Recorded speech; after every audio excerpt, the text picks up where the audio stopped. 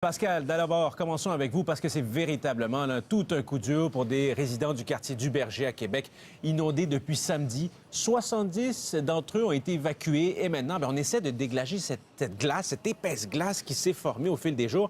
Est-ce qu'on sait, au final, quand ils pourront regagner leur résidence? Bien, c'est sûr que ça va encore prendre du temps, Alexis, pour ces résidents pouvoir rentrer chez eux. Il y a ceux qui ont été évacués et ceux qui sont encore dans leur maison parce qu'ils sont à la limite des glaces, mais qui voient leur sous-sol inondé et qui ont lutté depuis plusieurs jours pour tenter d'empêcher l'eau de rentrer ou pour vider l'eau de leur sous-sol. Alors, c'est le cas de la maison où on se trouve. Et vous allez voir que derrière cette maison, il y a finalement une rue. Vous voyez potentiellement l'eau passer et cette pelle mécanique, la pelle araignée qui est en train en ce moment de s'assurer que les débits tranquillement, que l'eau s'écoule, l'eau de la rivière Saint-Charles s'écoule de la rue et retourne dans son lit. Luc va également vous montrer les véhicules que vous voyez à côté de cette pelle amphibie, des véhicules où vous voyez la glace arriver sur le côté droit des véhicules, mais à la hauteur de la poignée de la portière. Donc, ça vous donne une idée où étaient les glaces. Et là, on a peut-être perdu un 40 cm de hauteur d'eau.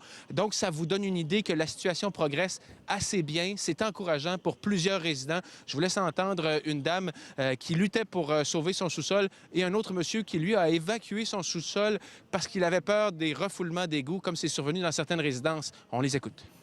Franchement, là, c'est décourageant. C'est décourageant. Je voudrais pas que ça m'arrive, là. C'est pas pensable. Ça n'a pas de bon sens, là, comment que ça a monté jusqu'en haut. J'étais contente cette nuit, là, à force de vérifier mes tuyaux. Là.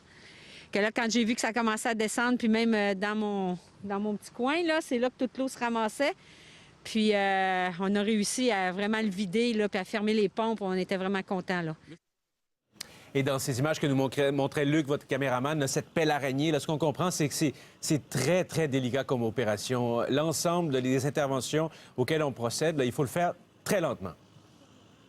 Oui, parce qu'ici, on est dans, finalement, le cœur du quartier Les Saules du Berger, mais cette rivière coule jusqu'au fleuve Saint-Laurent, en plein cœur de la ville de Québec. Donc, si on brise l'embâcle, mais un peu plus loin, il pourrait s'en former d'autres, il pourrait y avoir d'autres inondations. Donc, oui, une opération délicate à haut risque, nous dit le responsable de la sécurité civile.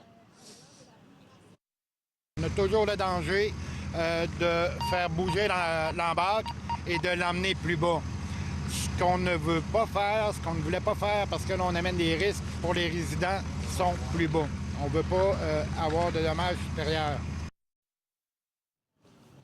On attend sur le terrain la visite du maire Régis Labaume ainsi que ministre de la Sécurité publique, M. Coiteux. Très bien, on surveille ça. Merci beaucoup, Pascal. On se retrouve plus tard. Au revoir. Au revoir.